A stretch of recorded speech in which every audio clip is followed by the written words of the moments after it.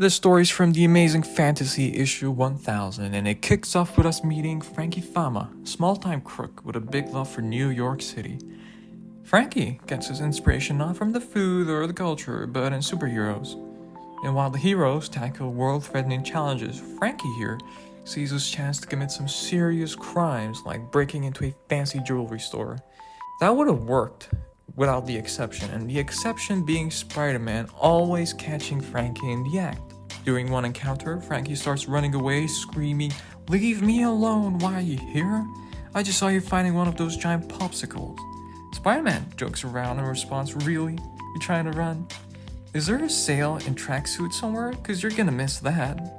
He webs up Frankie and says, "Now Frankie, what did that shop door ever do to you to deserve such treatment?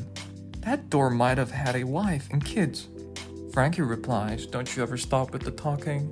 Your jokes are awful." And Spider-Man smirks, saying, "Well, that's a matter of opinion." Then webs up Frankie, leaving a note detailing every past encounter they had, and Spider-Man hands him over to the authorities.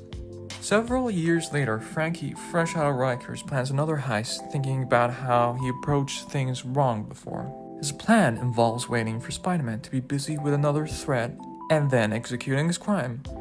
And when Spider-Man shows up, he sarcastically mentions Frankie's apparent love for prison food. Before Spider-Man can react though, the bad guys surprise him, and the bad guys being the enforcers. And then we find out apparently Frankie convinced him he could deliver Spider-Man. The Ox throws a punch and Spider-Man jokes, "In ambush, Frankie? I thought we had something special going on. The bond between a good superhero and a not-so-handsome crook." Spider-Man defeats them, all of those evil villains, the enforcers, and whips them up. But Frankie notices that, right? He tries running away, he tries escaping, yelling, "Why pick on me?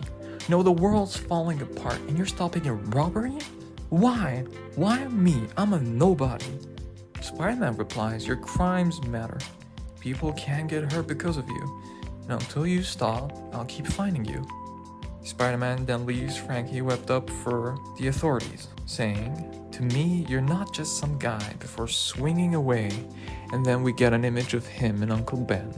And to me, that's a good touch to the story, a good ending, because, it reminds us that Spider-Man, the whole origin behind it, started when Peter didn't stop one single criminal, same as Frankie here.